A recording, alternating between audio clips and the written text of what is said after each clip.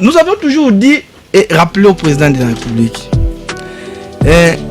la situation à l'est du pays, elle est beaucoup plus complexe.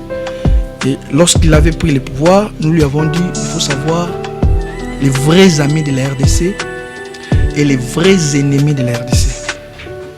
Nous lui avons dit, il nous avait réussi, on lui avait dit, moi j'étais là, que le Rwanda est un ennemi de la RDC. À l'époque, il y avait encore une très bonne relation entre Kinshasa et Kigali. Nous lui avons dit, nous avons pris ces risques. Lorsque Tshisekedi est arrivé au pouvoir. Exactement, ouais. Nous lui avons dit. Nous avons aussi dit que l'Ouganda c'est un ennemi de la RDC. On a même choqué certains pour dire, à la limite, le Burundi. Et on a cité les amis de la RDC, la Tanzanie, l'Angola, et voilà. Alors, pour moi, les démentis formels de l'Ouganda ne m'étonnent pas. Avant ces rapports, il y a déjà des leaders politiques qui ont déjà dit ça, comme Vital Kamerhe. Mais avant Vital Kamerhe, il y avait les leaders de la société civile, la population. Il y a même des vidéos qui nous envoyaient. N'est-ce pas, les vidéos qu'on nous envoyait qui attestent effectivement, à partir de Bunagana, l'entrée des militaires ougandais. Alors, j'ai rêvé sur ce que mon ami Christian a dit au jour d'aujourd'hui, même s'il y a un rapport, mais ce n'est pas un soutien officiel, non. Lisez bien les rapports, cher ami. On note un soutien officiel de l'Ouganda, où on dit dans ces rapports qu'il y a des officiers des renseignements militaires ougandais sur le sol congolais. On ne se limite pas là, ils ont fourni au M23, moi je parle bien de l'armée rwandaise, même les troupes au sol. Et même le Nanga a séjourné en Ouganda. Pas seulement Nanga, même le chef militaire du M23, Sultan Makenga. Plus d'une fois, il a été en Ouganda, en TB, à Kampala. Nanga tient même régulièrement des réunions là-bas. Beaucoup de gens constatent que les M23, la force rwandaise, commencent à occuper les terrains. Parce qu'ils ont des matériels, c'est consigné aussi dans les rapports. Ils sont équipés des radars et des missiles solaires. Les experts en matière militaire savent de quoi je parle. Ah oui. Quand une rébellion ne peut pas avoir ce genre de missiles solaires, c'est impossible. Ouais.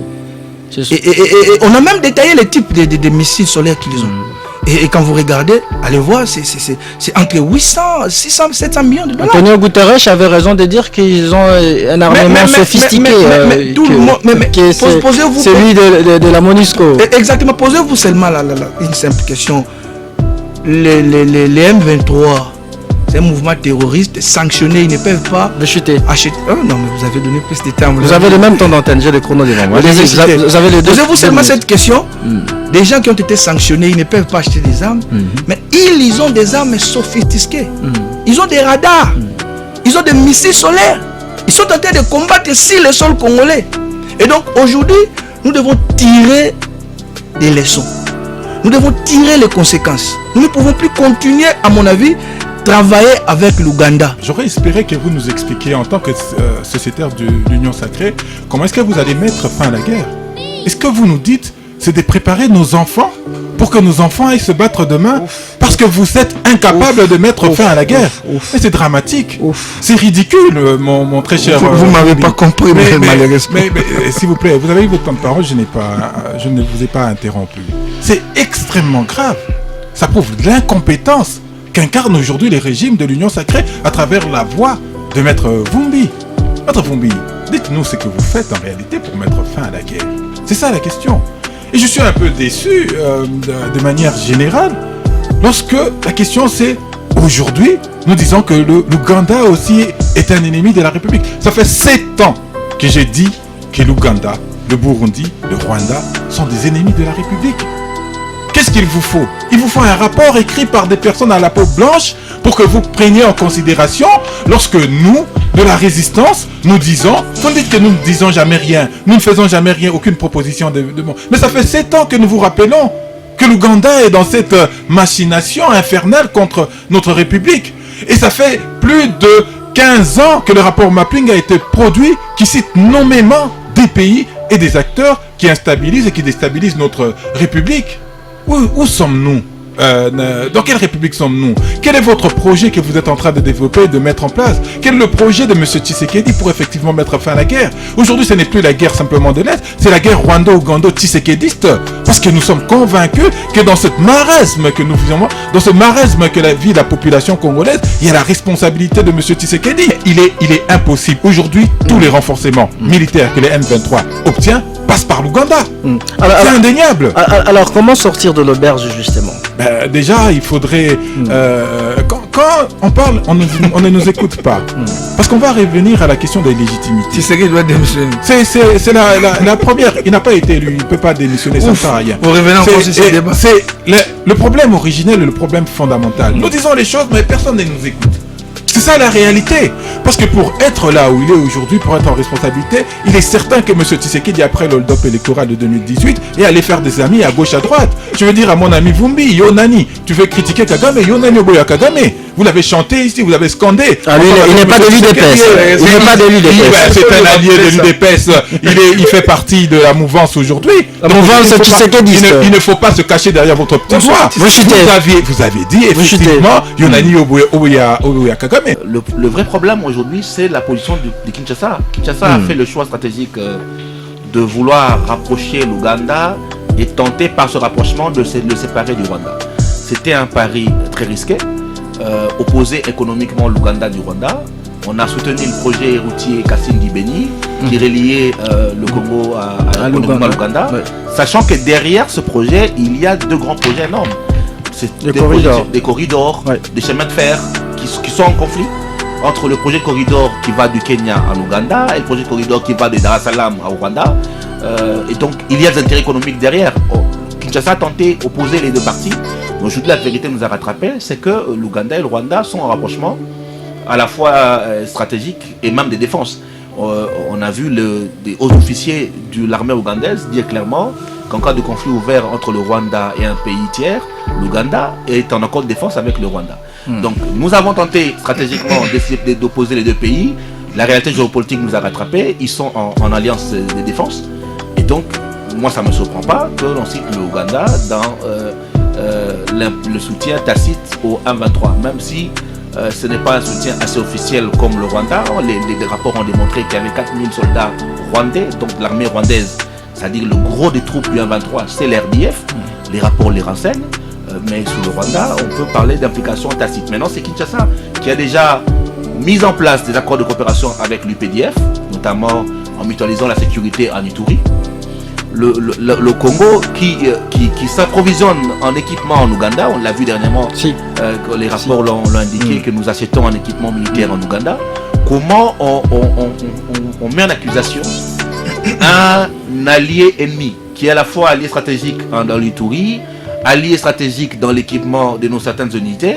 Comment on bascule et on fait de cet allié-là ennemi, sachant qu'il a encore des troupes dans le territoire, notamment dans l'Ituri et dans les Grands Nord, et qu'il a une présence massive qui peut faire que le front de la guerre peut s'élargir de tout le Nord Kivu jusqu'en Ituri. La grande difficulté congolaise est celle-là, celle de l'unicité stratégique, des erreurs peut-être stratégiques d'hier, et qu'ils sont en train de nous mettre devant des faits accomplis.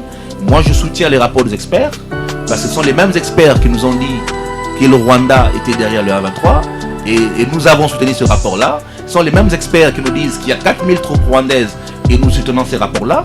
Mais les mêmes experts nous disent qu'ils sont les Ougandais qui sont derrière le M23. Comment on ferait le tri entre le bon côté du rapport que nous souhaitons défendre et l'autre?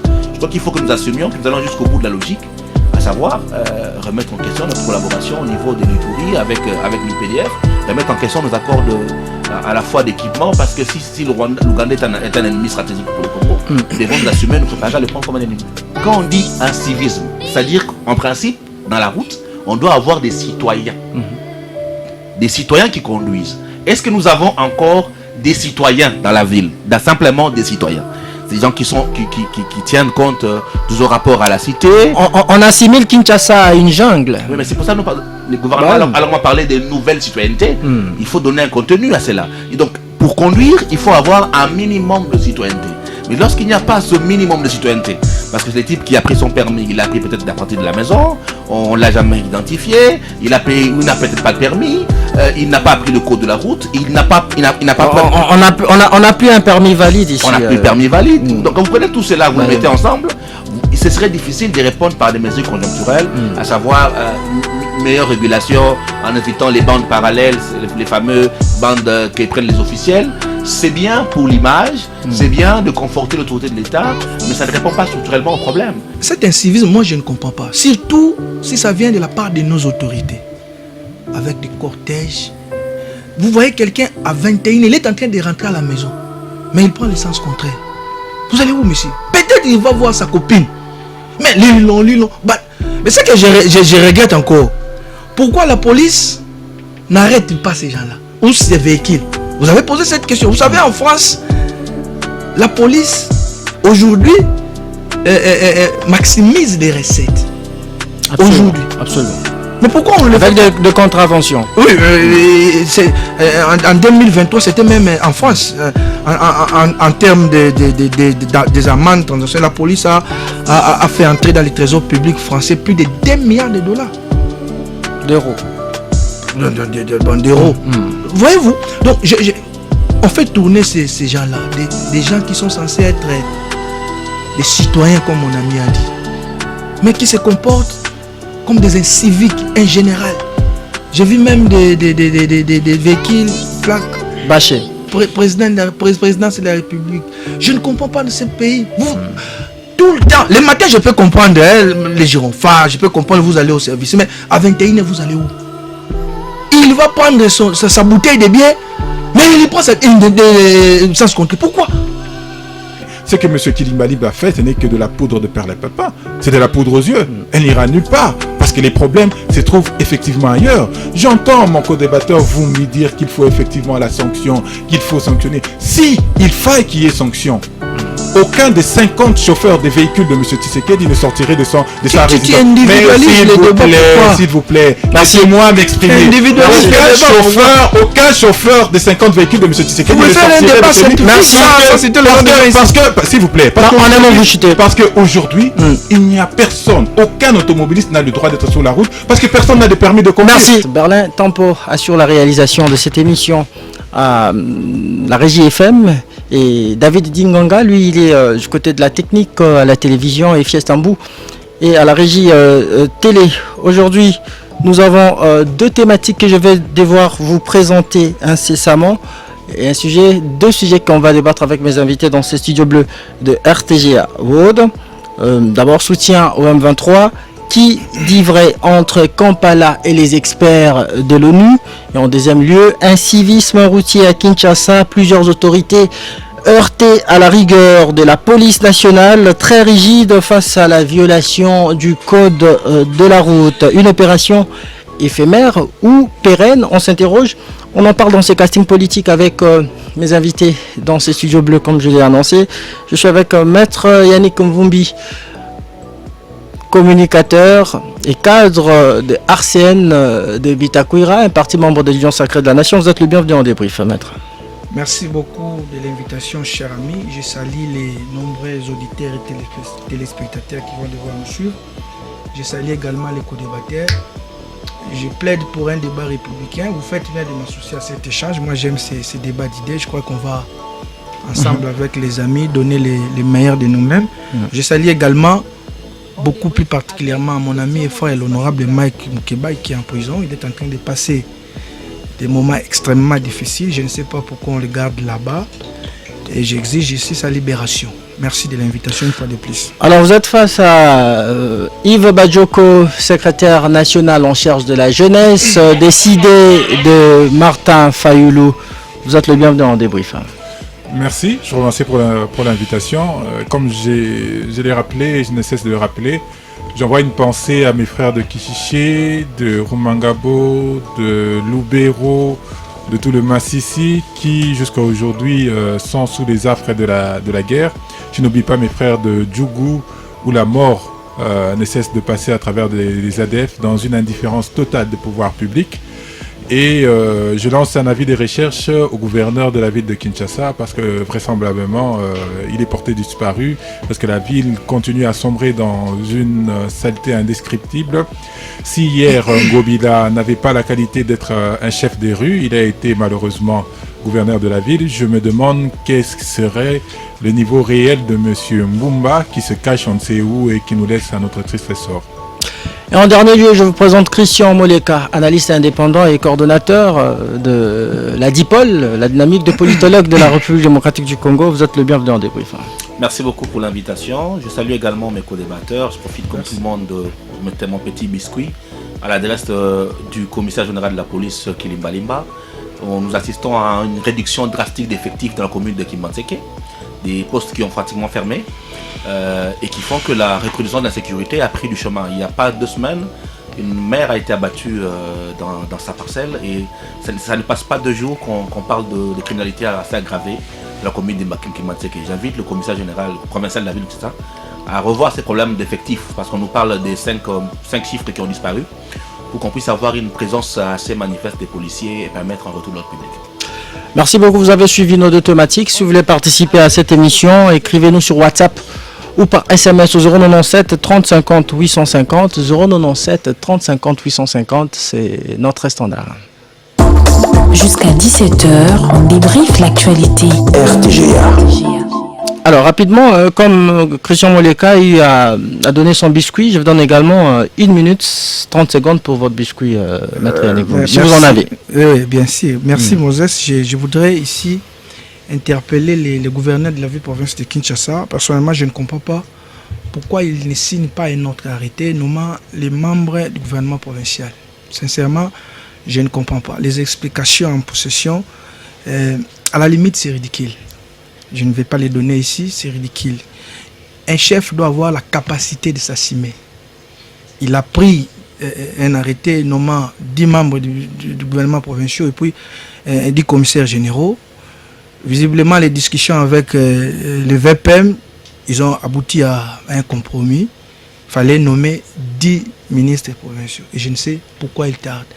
Et je l'ai dit, quoique un de ses collaborateurs m'avait appelé pour dire que j'ai tenu des propos désobligeants, ce qui n'est pas vrai. J'ai été toujours courtois.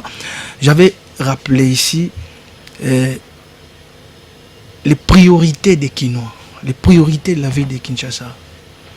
C'est la sécurité des Kinois, c'est la mobilité. Quand je parle de mobilité, les transports urbains, les transports en commun, comment les Kinois quittent des Massina pour arriver ici.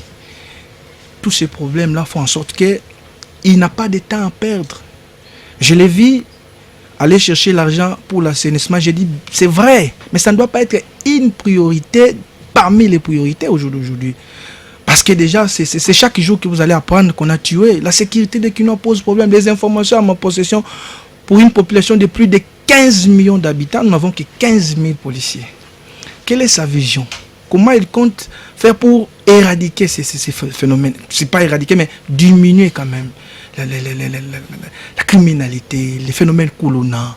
C'est vraiment un problème. Aujourd'hui, pour quitter par exemple souvenir ici à la Gombe, vous ne savez plus combien vous allez dépenser. Déjà, nous n'avons presque pas de route. Ça dérange tout le monde. Trouver un transport à Kinshasa, ça devient un casse-tête. Mais lui, il préfère prendre le temps. Est-ce qu'il sait qu'il ne peut plus récupérer ce temps perdu? Est-ce qu'il sait ça? En tout cas, moi, je commence à avoir... quand je dis, je n'ai jamais tenu des propos désobligeants, je lui ai dit, moi, j'étais par exemple à Chine. Vous savez, la protection de l'environnement et la gestion des déchets demande assez d'argent. Visiblement, la ville n'a pas cet argent-là. C'est vrai. Il va aller chercher pour essayer d'embellir Gombe, un peu Lingwala, mais à Massina, Kingassin, il le fera comment? Il n'a pas l'argent. Donc, il doit faire un effort. Lui, il est déjà investi. L'absence de l'exécutif provincial peut être comparée à un vide. Mais visiblement. Parce que je l'ai dit, il y tient par exemple des réunions avec des partenaires. À sa gauche, vous avez des ministres provinciaux qui n'ont jamais été investis. Ils ne sont pas en fonction, monsieur. Quand je l'ai dit, on m'a dit que j'ai tenu des propos désobligeants. Je l'ai rappelé ici. Il a commis une erreur grave en droit. Il nomme un membre, il nomme porte-parole du gouvernement, quelqu'un qui n'est pas membre du gouvernement provincial. Quelqu'un qui était commissaire général. Je l'ai dit, on me dit que j'ai tenu des propos désobéissants. C'est pas vrai. Et quelqu'un m'a dit, il l'a même rappelé, non, maître, vous savez, un commissaire général en rang d'un ministre. Mais je lui ai dit, mais si, en droit, c'est pas ça. Vous pouvez avoir un rang d'un ministre, merci, mais vous ne l'êtes pas. Et donc, quand je dis ça, on dit que j'ai tenu des propos désobligeants. Non. Merci, maître. Je l'ai dit, Sungobi, là. Aujourd'hui, les gens me donnent raison. S'ils s'entêtent, il continue à croire que Kinbopeto sera la solution pour... Il est en train de se tromper. Il doit commencer par résoudre les priorités des priorités. Je sais, la salubrité, c'est une priorité, mais aujourd'hui, ce n'est pas une priorité des priorités. Et je voudrais vous faire une proposition. Invitez-nous un jour que nous ne puissions pas parler, par exemple, politique. Nous parlons sur des questions qui dérangent. Regardez aujourd'hui les débats que je vois sur la toile. Si les conditions carcérales. Non, ouais. Je voulais parler des conditions carcérales de notre pays. Comment vivent les Congolais dans nos prisons? Moi, je suis avocat. J'ai vu même le tweet du ministre qui il mange 2 fois par jour. Ce qui n'est pas vrai. Ce qui n'est pas vrai. Merci. Permettez-moi de dire. Allez-y. Il y a peut-être une nette différence au jour d'aujourd'hui comparativement à 2014-2015 en termes de manger, en termes de qualité. Le Vungoulé là, il faut dire que les choses ont quand même avancé. C'est vrai. Mais il ne mange pas des jours. C'est toujours une fois. Il ne mange pas deux fois. C'est toujours une fois. Là, le ministre a menti. En réalité, il devait présenter ses excuses. Merci. Alors, rapidement, la parole doit être équitable. Vous aussi, je vous donne biscuit, Yves Badjoko. Vous en avez, le biscuit? Non, on va... des biscuits, j'en ai pas. Mais je veux rebondir sur ce que mon co-débatteur... disait, mais il cherche... pourquoi il cherche des fourmis ailleurs? Monsieur Bumba est simplement incompétent. Ça, il ne faut pas le chercher ailleurs et il ne faut pas voiler la face pour le dire. Mais monsieur Bumba n'est qu'une représentation de l'union sacrée. L'incompétence, elle part de très haut. Je suis très... ça m'étonne lorsqu'on dit qu'aujourd'hui, la question de la salubrité n'est plus une question n'est pas une question urgente. Mais la sécurité sur les questions de salubrité, elle est tout autant importante que sur la question de sécurité physique.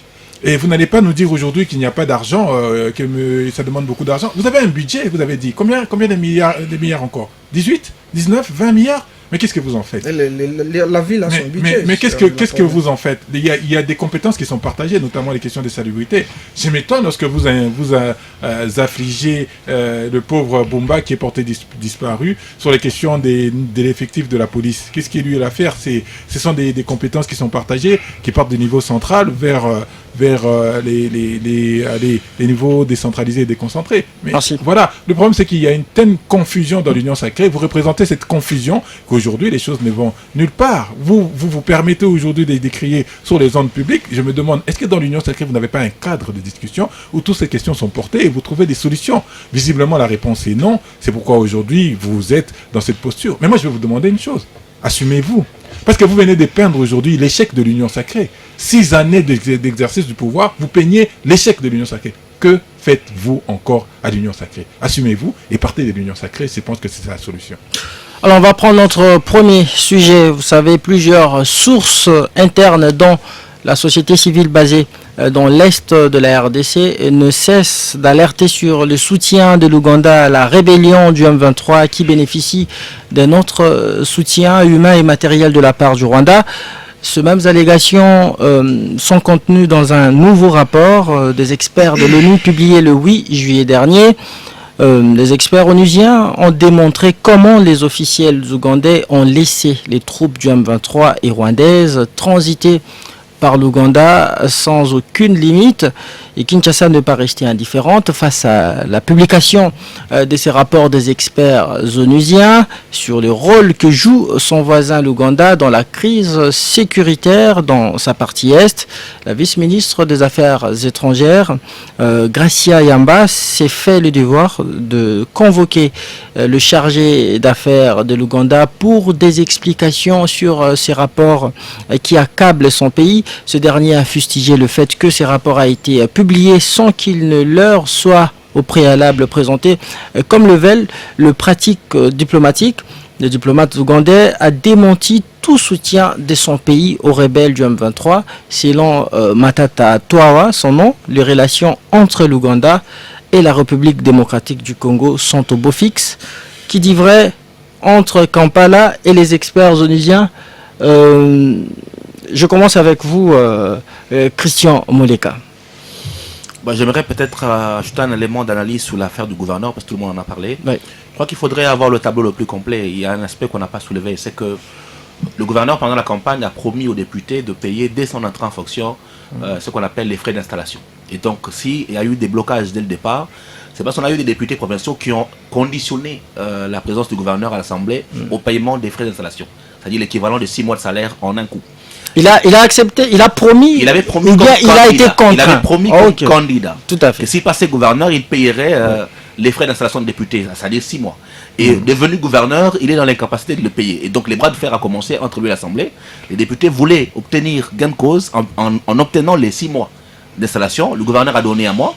Et donc l'une des raisons pour laquelle les choses bloquent, c'est qu'il fallait payer aux députés les frais d'installation tels qu'ils promis comme candidat.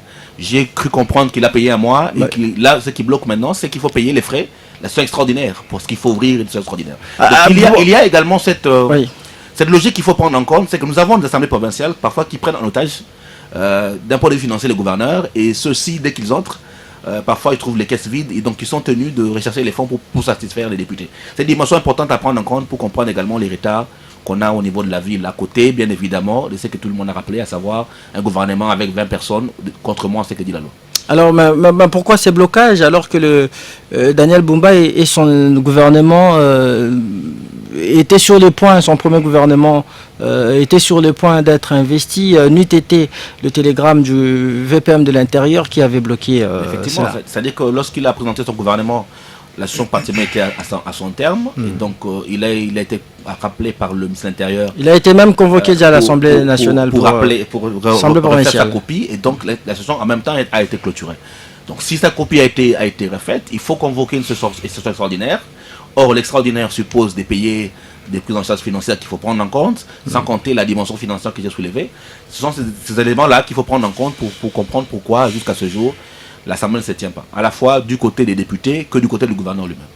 Ok, alors répondez à la question. Et qui dit vrai entre Kampala et les experts onusiens?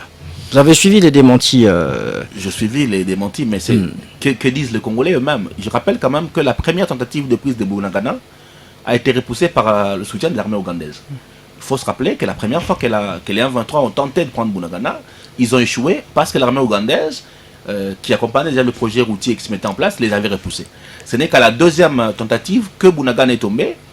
Et ceux qui connaissent la géographie savent bien qu'on ne peut pas passer par Bunagana sans passer par l'Ouganda. Il est géographiquement difficile, soit de passer par Bunagana sans passer par le territoire ougandais. Et je crois que cette vérité historique et géographique est documentée et connue. Le vrai problème aujourd'hui, c'est la position de Kinshasa. Kinshasa a fait le choix stratégique de vouloir rapprocher l'Ouganda et tenter par ce rapprochement de le séparer du Rwanda. C'était un pari très risqué, opposer économiquement l'Ouganda du Rwanda. On a soutenu le projet routier Kasindi-Beni qui reliait le Congo à l'Ouganda, sachant que derrière ce projet, il y a deux grands projets énormes. C'est des corridors, des chemins de fer qui sont en conflit entre le projet de corridor qui va du Kenya en Ouganda et le projet de corridor qui va de Dar es Salaam au Rwanda. Et donc, il y a des intérêts économiques derrière. Kinshasa a tenté d'opposer les deux parties, mais aujourd'hui, la vérité nous a rattrapé, c'est que l'Ouganda et le Rwanda sont en rapprochement à la fois stratégique et même de défense. On a vu des hauts officiers de l'armée ougandaise dire clairement qu'en cas de conflit ouvert entre le Rwanda et un pays tiers, l'Ouganda est en accord de défense avec le Rwanda. Donc nous avons tenté stratégiquement d'opposer les deux pays. La réalité géopolitique nous a rattrapés. Ils sont en alliance de défense.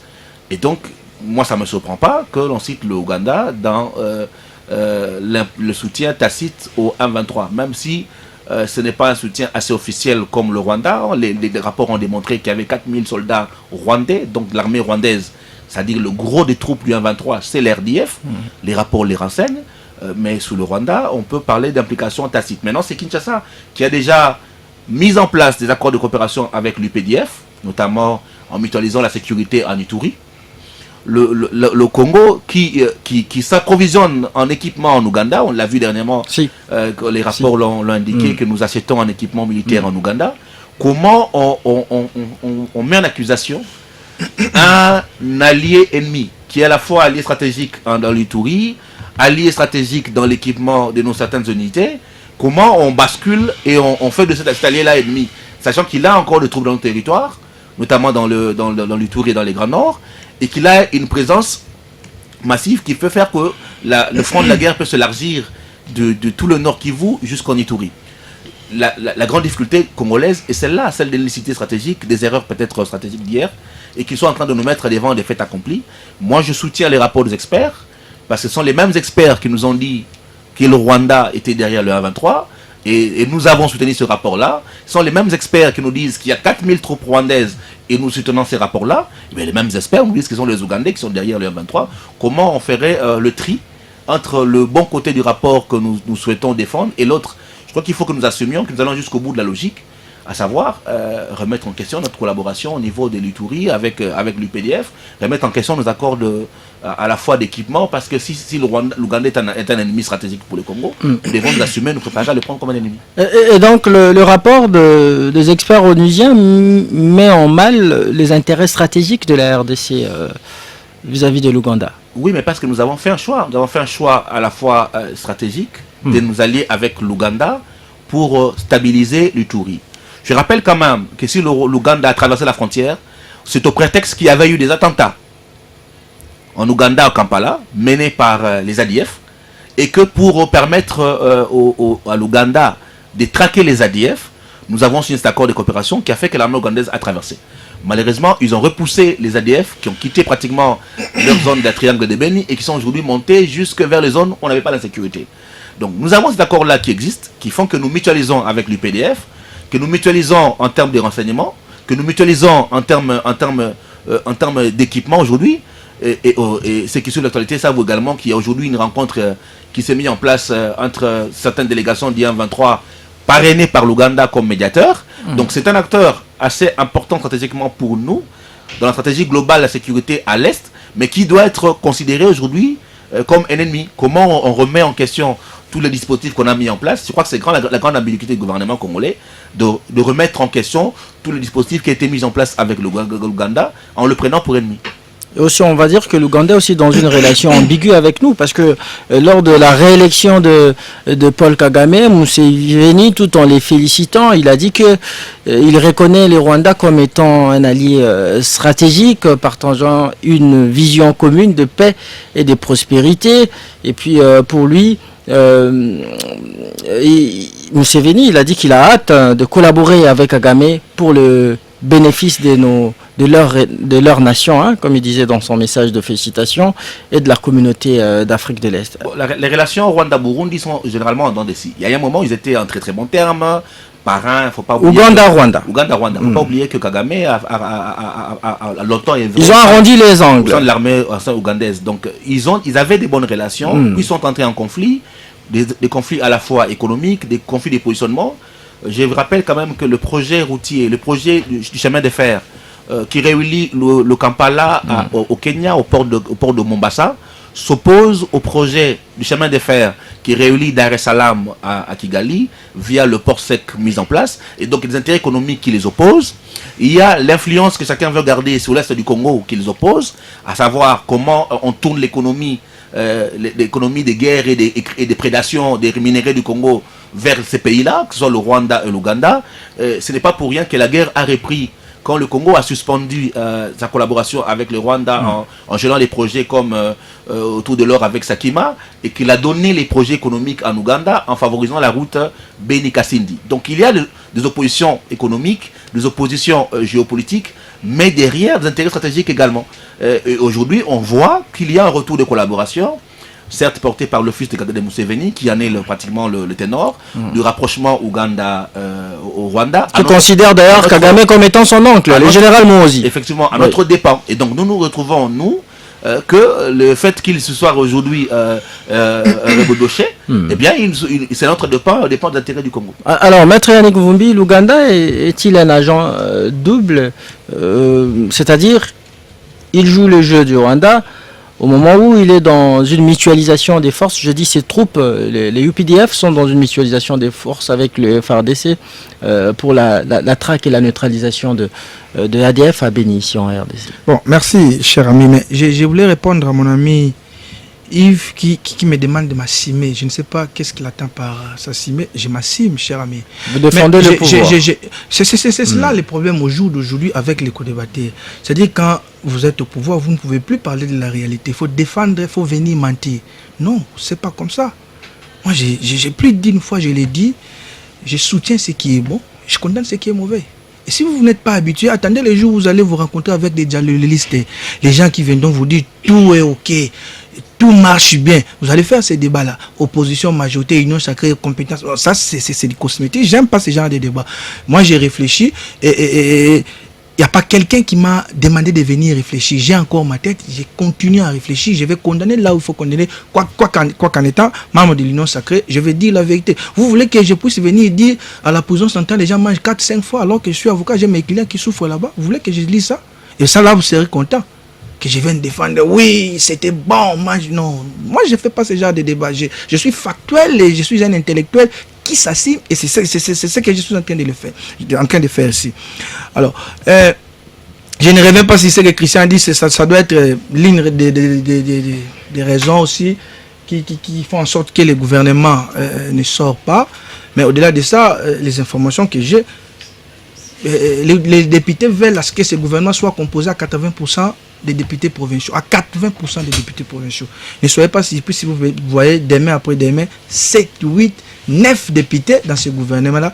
Quoique, pour la plupart, n'ont pas d'expertise, ils sont pas, je ne dirais pas compétents, mais n'ont pas d'expertise par rapport au poste qu'ils réclament. Revenons à la question. Alors, c'est cette question, vous savez, moi, je suis dans un parti politique dont le leader est Justin Bitakura. Nous avions été avec lui à l'Est. Au gouvernement précédent. Bon, même quand il était encore député, j'ai été à Bunagana, j'ai été dans plusieurs territoires. Il est encore député actuellement. Bon, vous vous posez par rapport à... D'accord, allez-y. Bon, nous avons toujours dit et rappelé au président de la République. La situation à l'est du pays, elle est beaucoup plus complexe.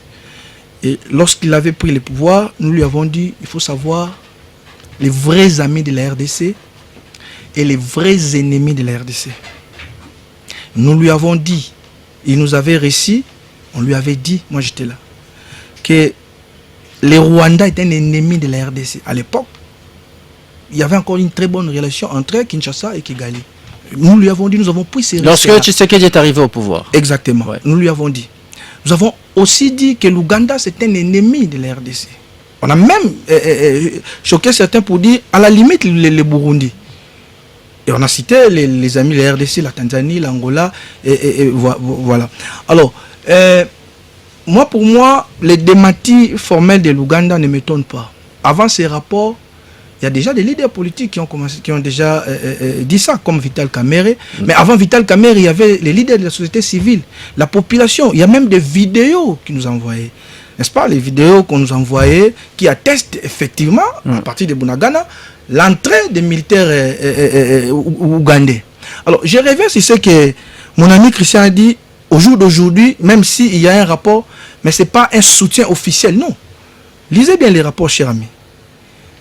On note un soutien officiel de l'Ouganda, où on dit dans ces rapports qu'il y a des officiers des renseignements militaires ougandais sur le sol congolais. On ne se limite pas là, ils ont fourni au M23, moi je parle bien de l'armée rwandaise, même les troupes au sol. Et même le Nanga a séjourné en Ouganda. Pas seulement Nanga, même le chef militaire du M23, Sultan Makenga. Plus d'une fois, il a été en Ouganda, en TB, Kampala. Nanga tient même régulièrement des réunions là-bas. Voyez-vous? Donc, moi j'ai lu les rapports. Ils ont même utilisé un terme sur... bon, ça va venir, mais c'était pour attester vraiment qu'ils sont engagés. Ces rapports-là ne peuvent être contestés au jour d'aujourd'hui, ni par l'Ouganda, ni par le Rwanda. Mais, comme d'habitude, l'Ouganda va nier. Mais ce qui est beaucoup plus important, à mon avis, c'est de voir comment faire bien les choses. Nous l'avons dit. Au jour d'aujourd'hui, Christian a rappelé les accords stratégiques que nous avions conclus avec l'Ouganda pour les opérations en Ituri. Aujourd'hui, il s'avère vrai que ces gens-là sont nos ennemis. Et sur le terrain, ils fournissent même les équipements militaires. C'est dans les rapports. Ce que les gens ne disent pas. Beaucoup de gens constatent que les M23, la force rwandaise, commencent à occuper les terrains. Parce qu'ils ont des matériels, c'est consigné aussi dans les rapports. Ils sont équipés de radars et de missiles solaires. Les experts en matière militaire savent de quoi je parle. Ah oui. Quand une rébellion ne peut pas avoir ce genre de missiles solaires, c'est impossible. Bah oui. Et on a même détaillé les types de missiles solaires qu'ils ont. Et quand vous regardez, allez voir, c'est entre 800, 600, 700 millions de dollars. Antonio Guterres avait raison de dire qu'ils ont un armement sophistiqué. Tout le monde, posez-vous celui de la MONUSCO. Exactement, posez-vous seulement une simple question. Les M23, c'est un mouvement terroriste sanctionné, ils ne peuvent pas chuter. Acheter. Oh non, mais vous avez donné plus de temps. Vous avez le même temps d'antenne, j'ai le chrono devant moi. Vous avez les deux. Posez-vous seulement cette question. Des gens qui ont été sanctionnés, ils ne peuvent pas acheter des armes, mais ils ont des armes sophistiquées. Ils ont des radars. Ils ont des missiles solaires. Ils sont en train de combattre sur le sol congolais. Et donc aujourd'hui, nous devons tirer des leçons. Nous devons tirer les conséquences. Nous ne pouvons plus continuer, à mon avis, travailler avec l'Ouganda. Parce que mon ami a rappelé, plus d'une fois, il y a même le fils du général Museveni qui a dit si on attaque le Rwanda, nous allons venir pour soutenir. Le fils de Museveni, c'est un général d'armée. C'est un officiel. Et c'est pas n'importe qui, fils du président. À quelques fois, son père n'a pas été d'accord avec ce prise de position. Pas pour le cas de Congo. Lorsqu'il a pris une position beaucoup plus favorable au Rwanda. Non, pas beaucoup plus favorable. Il a pris une position défavorable au Kenya. Vous avez vu la position du Kenya à l'époque. Et son président lui avait rappelé. Là, son père lui avait rappelé. Il était même sanctionné à l'époque. Je crois suspendu pour 2 ou 3. Alors, maître Yannick Vumbi, vous savez que le Kinshasa, vous avez suivi le porte-parole du gouvernement, Patrick Mouillard, dans les médias français.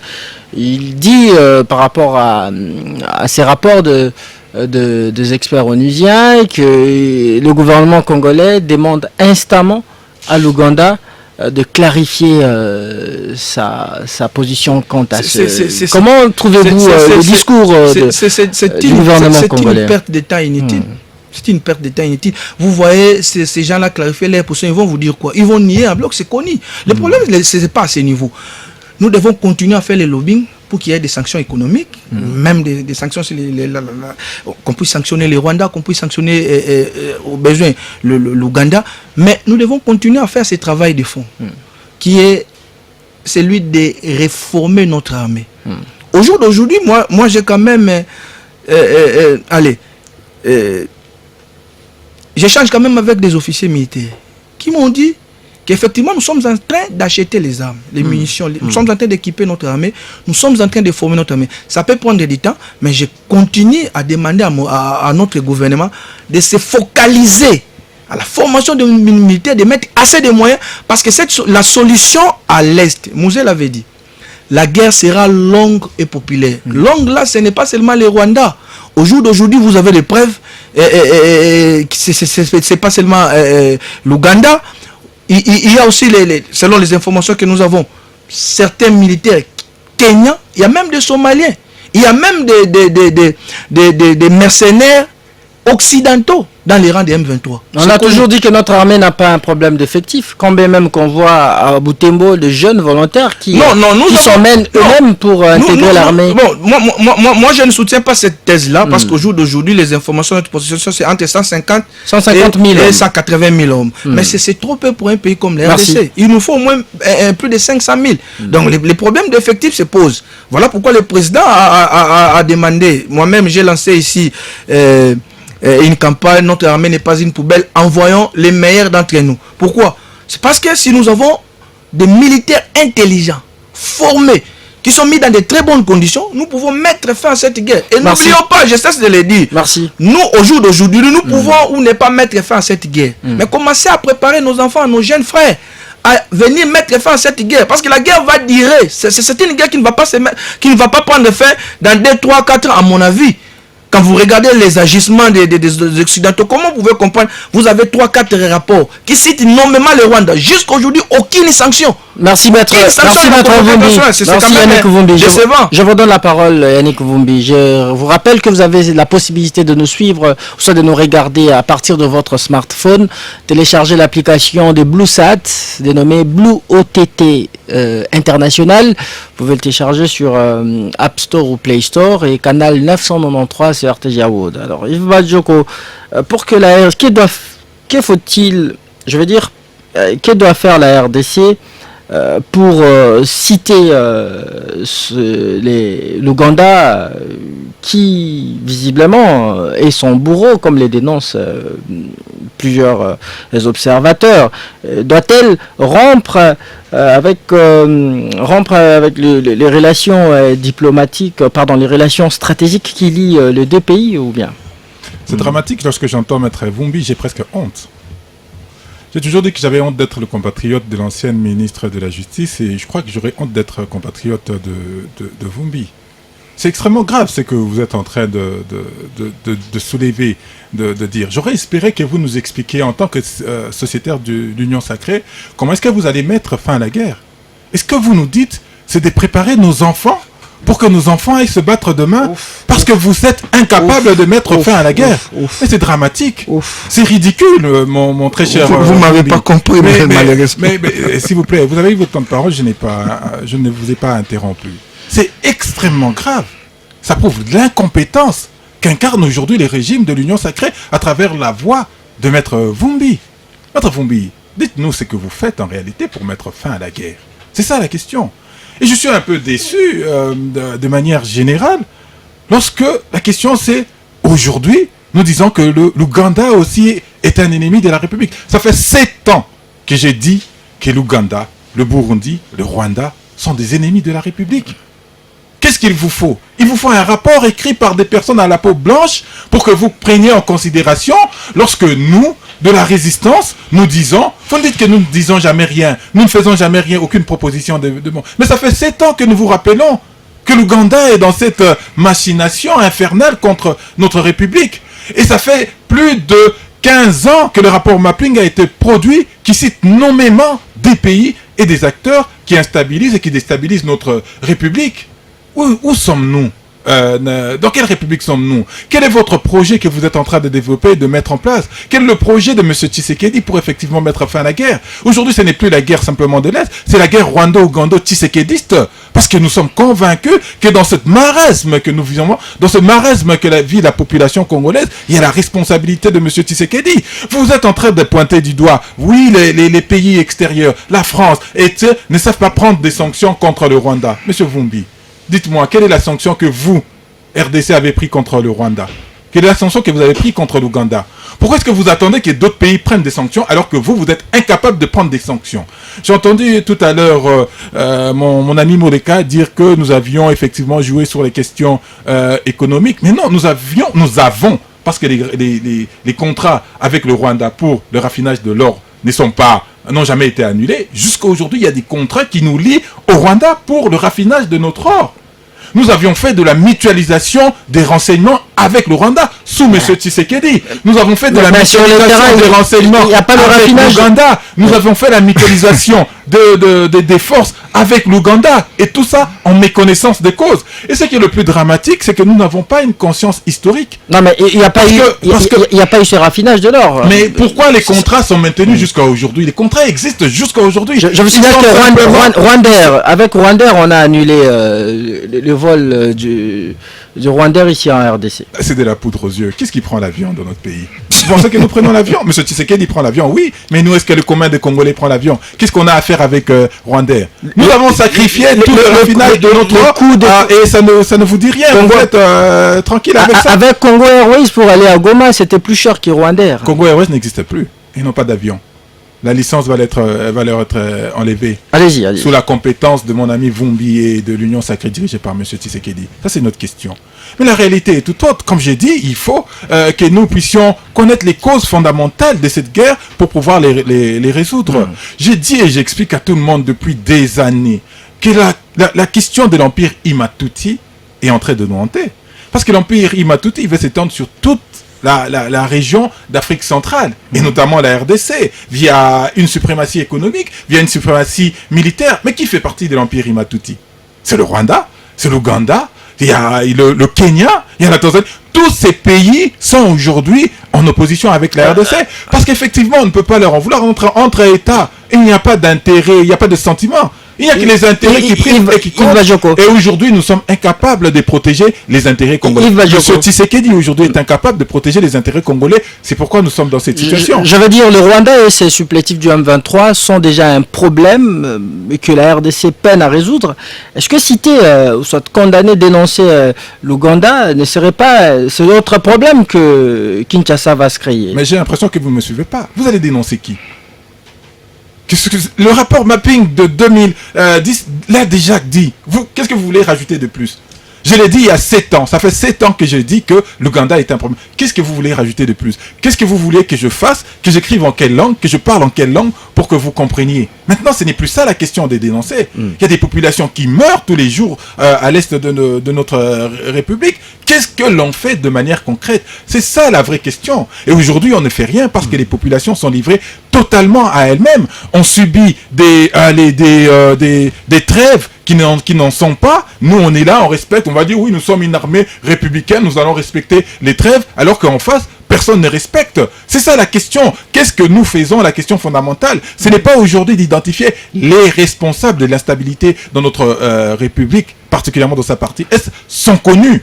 Alors, il faut agir aujourd'hui. Il faut récupérer nos territoires. J'entends un communiqué du gouvernement de monsieur, de mon ami Vumbi, qui dit voilà, nous avons positionné l'armée à tel point pour empêcher que les ADF ne continuent à endeuiller notre population. Ils sont dans notre République et tout ce qu'on fait, on les contente dans un endroit pour qu'ils continuent à exploiter l'or, pour qu'ils continuent à se renforcer, à se développer. Il est impossible. Aujourd'hui, tous les renforcements militaires que les M23 obtiennent passent par l'Ouganda. C'est indéniable. Alors, comment sortir de l'auberge, justement? Déjà, il faudrait... quand on parle, on ne nous écoute pas. Parce qu'on va revenir à la question de la légitimité. C'est ce qui doit démissionner. C'est la première. Il n'a pas été élu. Il ne peut pas démissionner, ça ne sert à rien. Vous revenez encore sur ce débat. C'est le problème originel et le problème fondamental. Nous disons les choses, mais personne ne nous écoute. C'est ça la réalité. Parce que pour être là où il est aujourd'hui, pour être en responsabilité, il est certain que M. Tshisekedi, après le hold-up électoral de 2018, est allé faire des amis à gauche, à droite. Je veux dire à mon ami Vumbi, Yonani, tu veux critiquer Kagame, Yonani Oboya Kagame. Vous l'avez chanté ici, vous l'avez scandé. Il n'est pas de l'UDPS. Il n'est pas de l'UDPS. C'est un allié de l'UDPS. Il fait partie de la mouvance aujourd'hui. La mouvance Tshisekedi. Il ne faut pas se cacher derrière votre petit doigt. Vous avez dit, effectivement, Yonani Oboya Kagame. Mais il est évident aujourd'hui, contrairement à ce que vous me dites, que notre armée est une poubelle et qu'il faudrait la nettoyer. Le problème aujourd'hui, c'est le leadership de M. Tshisekedi qui est défaillant. Je vous rappelle qu'avec Mamadou Ndala, avec Bunta Mabé, nous avons gagné des guerres. Ici, dans cette République, avec cette même armée, que vous payez avec un salaire de misère. Mais nous avons eu des vaillants soldats avec l'amour de la patrie, avec de l'intégrité suffisante pour combattre et gagner des guerres. Aujourd'hui, le problème, c'est que le leadership de M. Tshisekedi, sur tous les plans et particulièrement sur les questions sécuritaires, il est défaillant. Merci Yves Bajoko. Je rappelle que vous êtes secrétaire national en charge de la jeunesse de l'ECD de Martin Fayoulou. On va vite prendre notre deuxième thématique qui n'a pas beaucoup de temps que la première.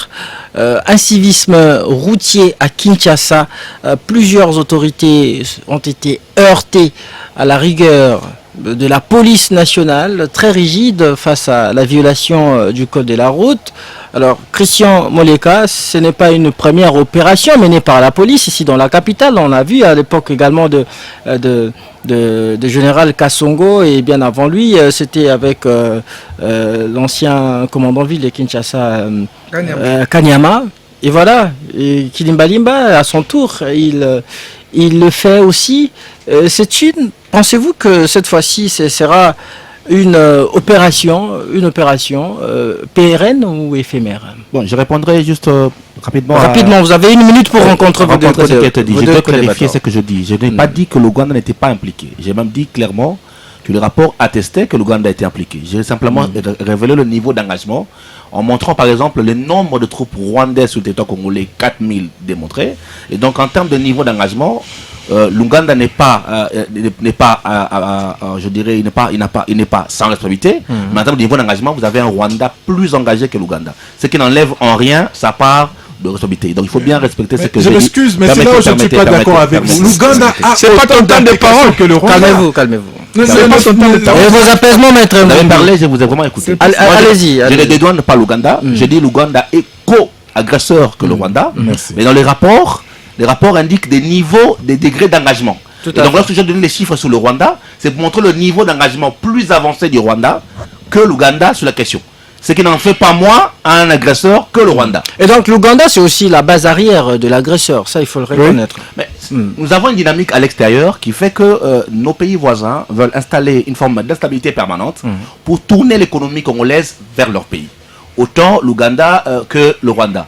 Lorsqu'ils parlent du rapport mapping, des généraux comme Saleh Saleh ont dessiné le rapport mapping, on a démontré qu'il y avait des réseaux qui tournaient notamment l'or vers le Rwanda et l'Ouganda. Le Rwanda exporte 35% de son or, de l'exportation, c'est l'or qui vient du Congo. Les rapports existent, les derniers rapports existent. Donc il y a un intérêt économique derrière. J'ai montré d'ailleurs la rivalité économique entre les deux pays pour dire qu'ils sont autant impliqués.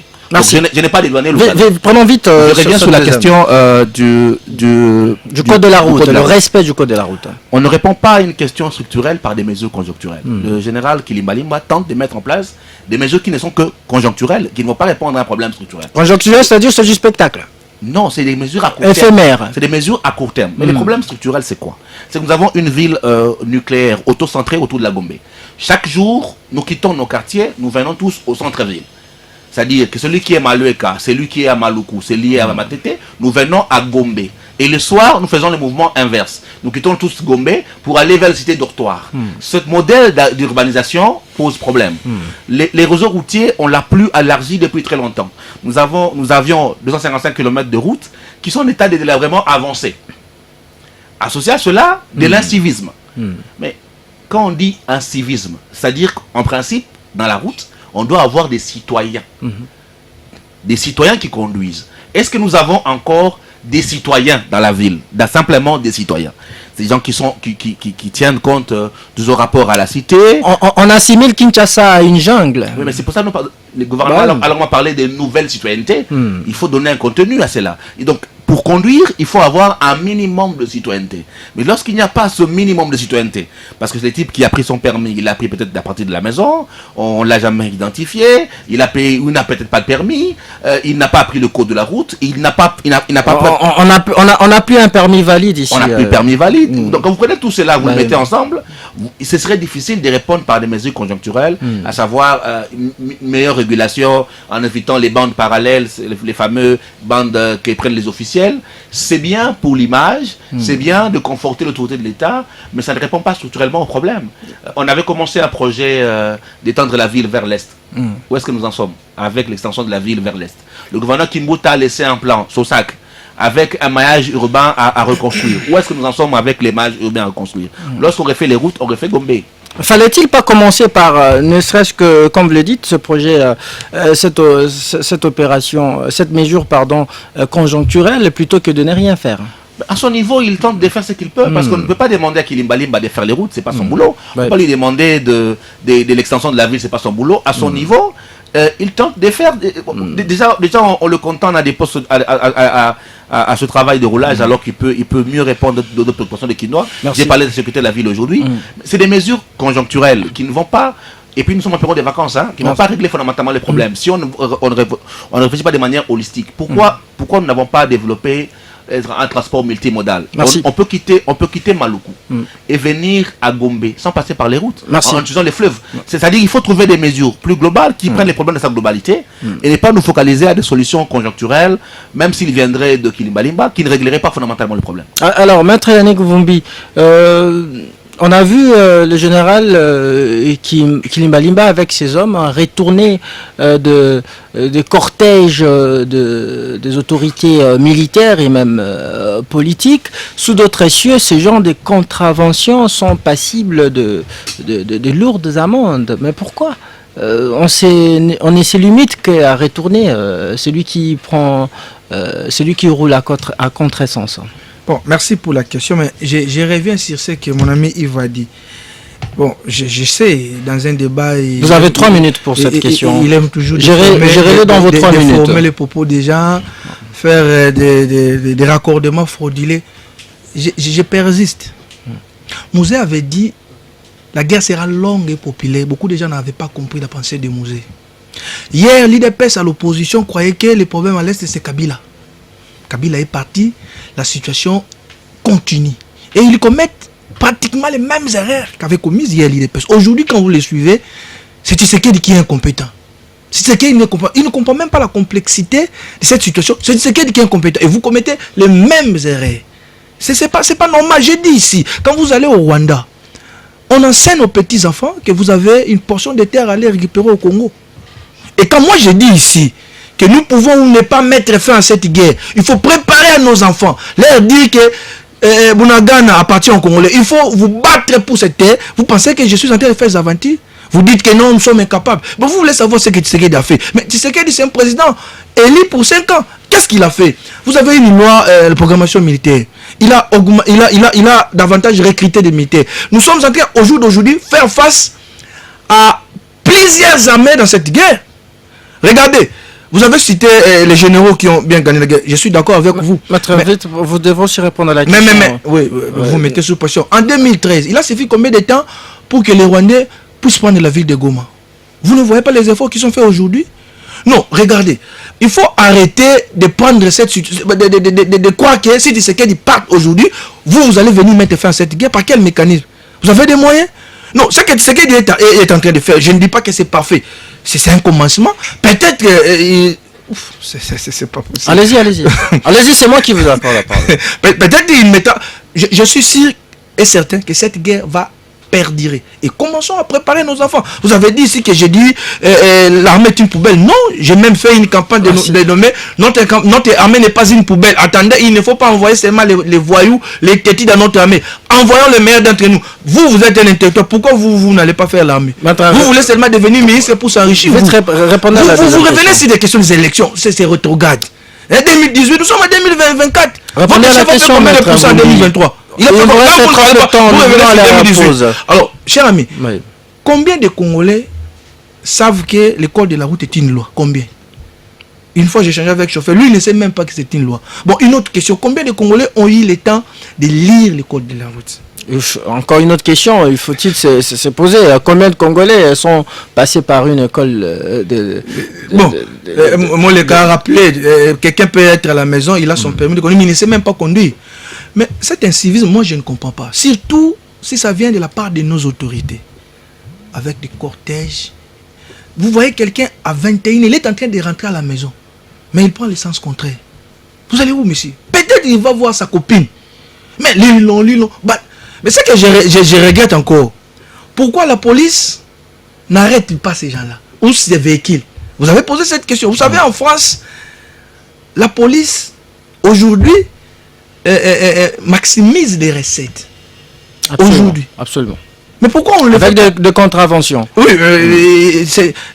en 2023, c'était même en France, en termes des amendes transactionnelles, la police a fait entrer dans les trésors publics français plus de 2 milliards de dollars. D'euros.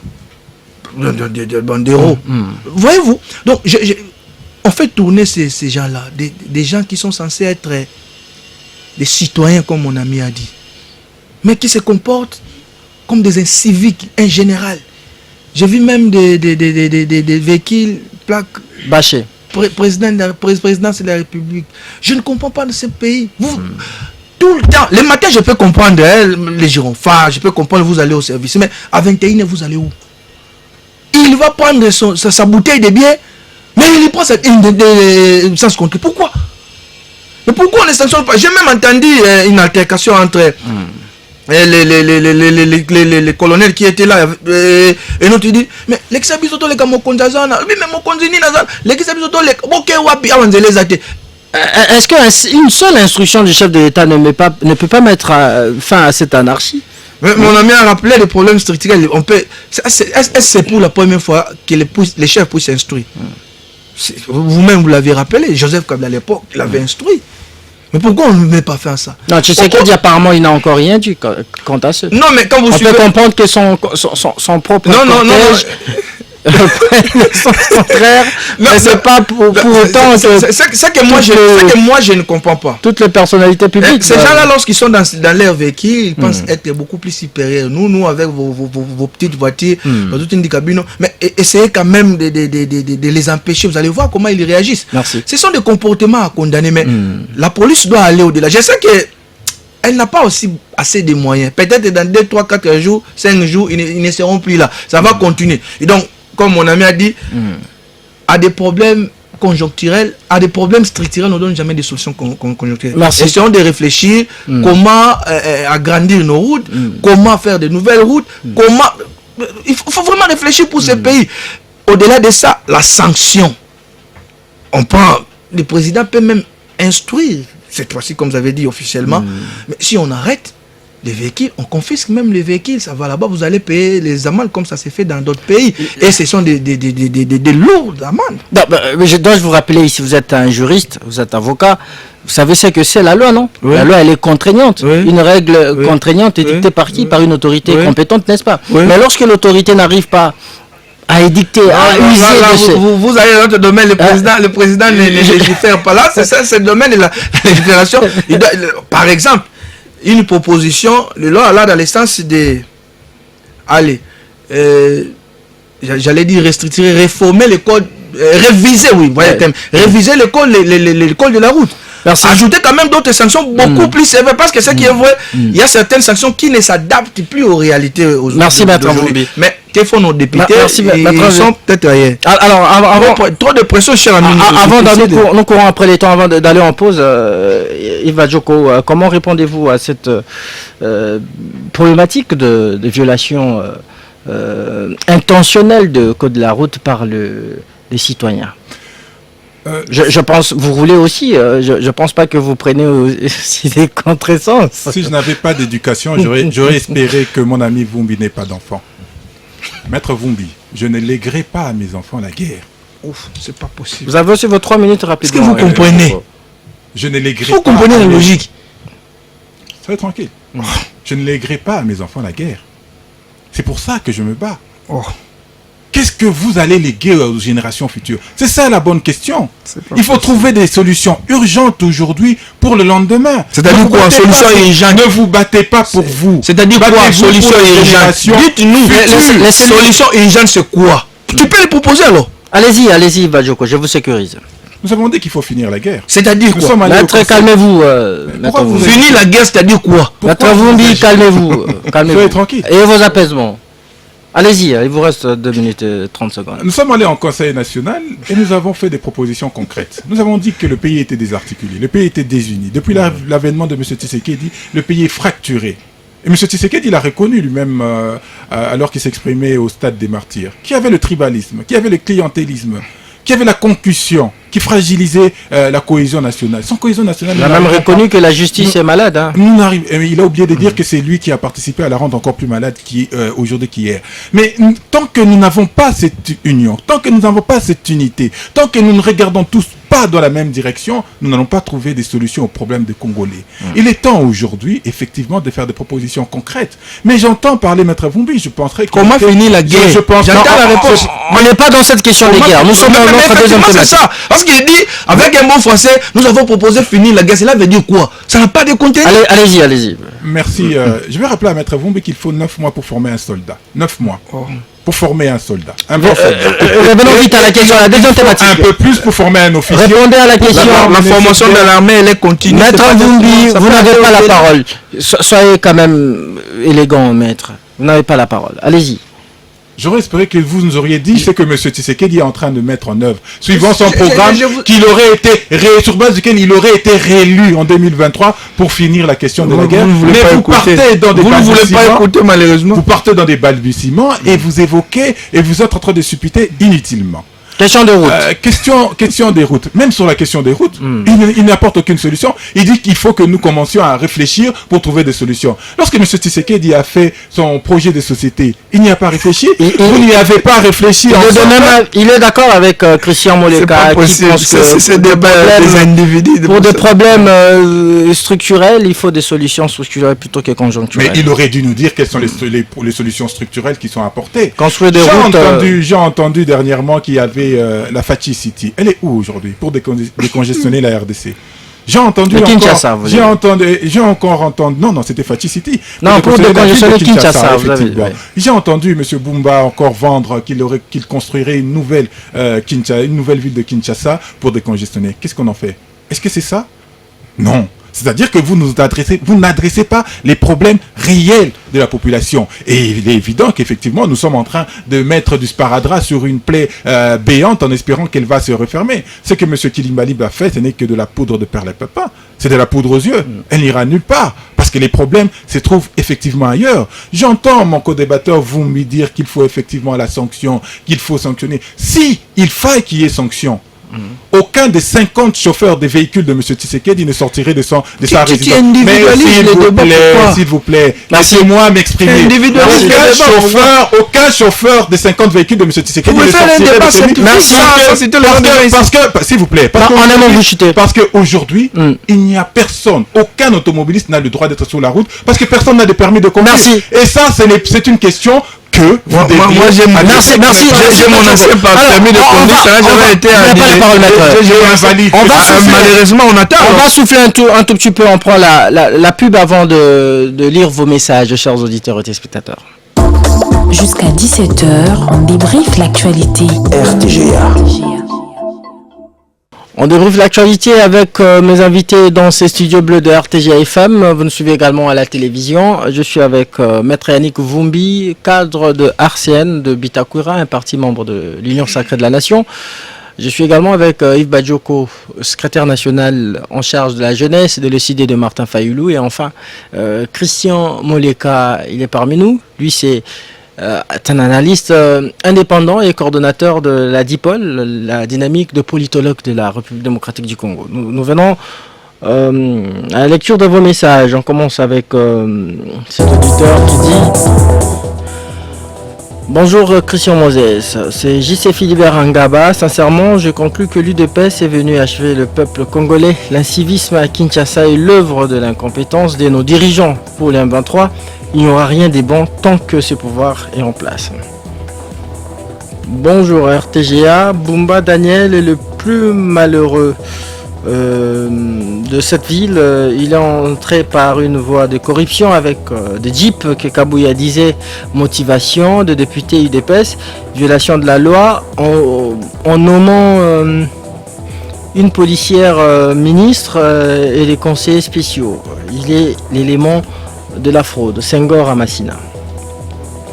Bonjour mon émission, Monsieur Malou Angaliema. Félicitations Général Kilimba Limba. Vivement la réduction du nombre de véhicules de cortège des officiels. En Deuxième République, un ministre avait une seule voiture officielle sans cortège et ne violait pas le feu. Bonjour Christian Moses. Avec l'UDPS à la tête du pays, on ira blocage en blocage. Vous pensez que ceux qui soutiennent le M23 ne sont pas connus? UDPS et son union sacrée les savent très bien, mais malheureusement ce sont de pleurnichards. Je ne sais pas qui vont pleurer. Ils vont pleurer jusqu'à quand? Message de Ed Bambela depuis Kanduka. Bonjour, on débrief. Le gouvernement congolais doit absolument revoir sa relation avec ces deux agresseurs connus, car le pays subit à cause d'une mauvaise lecture en mutualisant notre armée avec celle de l'ennemi. Je veux dire subit l'agression. Bonjour TGA, je suis étonné d'entendre le ministre Mouyaya sur France 24 dire que le Congo attend la bonne foi de l'Ouganda au lieu de rappeler notre ambassadeur Et j'ai toutefois compris que ce qui fait l'Ouganda est la volonté de ce régime de Kinshasa. Cette mutualisation des forces avec l'Ouganda, l'objectif, c'est de balkaniser les Congos. Donc, je demande la démission de ce régime. Message du roi David de Pungalima. Non, l'objectif de la mission de mutualisation des forces est de neutraliser les ADF qui sévissent à Béni. Bonjour Christian Moses, c'est Papa Ferdinand Bambi. Moi je soutiens le rapport des experts de l'ONU. L'Ouganda ne joue pas franc jeu. Yves Badjoko doit savoir que ce n'est pas le fait de débattre dans les médias avec grandiloquence qui fait de vous un homme compétent, excusez-moi, qui cesse de traiter les autres d'incompétents. C'est du populisme plat. Félicitations à Maître Yannick pour la justesse de ses analyses. Merci, cher. Bonjour Moses, merci pour le casting. L'Union Sacrée n'a jamais cité l'Ouganda comme agresseur. Il faut attendre que VK dans ces tristes... je ne sais pas lire la suite de votre message. Patient Kalambaï depuis Wampangaba. Salut mon émission. Félicitations à Yves Badjoko. Question à Yannick. Est-ce qu'il a envoyé son fils dans l'armée? À chaque fois, il dit notre armée n'est pas une poubelle. Mais deux frères sont dans l'armée. Mais deux jeunes frères sont dans l'armée. Hardy depuis la ville de Kikwit. On va vite lire ce dernier message. Bon l'après-midi à ma radio, juste une question de savoir le profil du gouverneur et son vice. Je constate qu'il ne maîtrise rien et de Ilunga. Message d'Ilunga. Ainsi se referme complètement au débrief de ce lundi 22. Il est temps, il est 17h. C'est l'heure de la fin de l'émission. On ne sait pas aller au-delà de... Je demande à Yves de lire l'ouvrage du professeur. On ne sait pas aller au-delà du temps. À un état matif, vous allez comprendre les processus. Alors, je vais dire ceci. S'il vous plaît, vous n'avez pas la parole. Je ne vous ai pas accordé la parole. On ne sait pas aller au-delà du temps nous imparti. Cette émission, vous allez la suivre tout à l'heure en rediffusion à 22h30 sur la fréquence FM de RTGA, 88.1 FM. Et je signale que Bernard Tempo était à la réalisation de cette émission à la régie FM et David Inganga, lui, on a réalisé à la télévision avec l'accompagnement de Fiestambou à la régie télévision. Christian Moses Massunga qui vous parle, vous a présenté cette émission. On se retrouve déjà demain pour un nouveau numéro dans Débrief. Restez avec nous et bonne suite de nos programmes. À très vite. Jusqu'à 17h, on débriefe l'actualité. RTGA.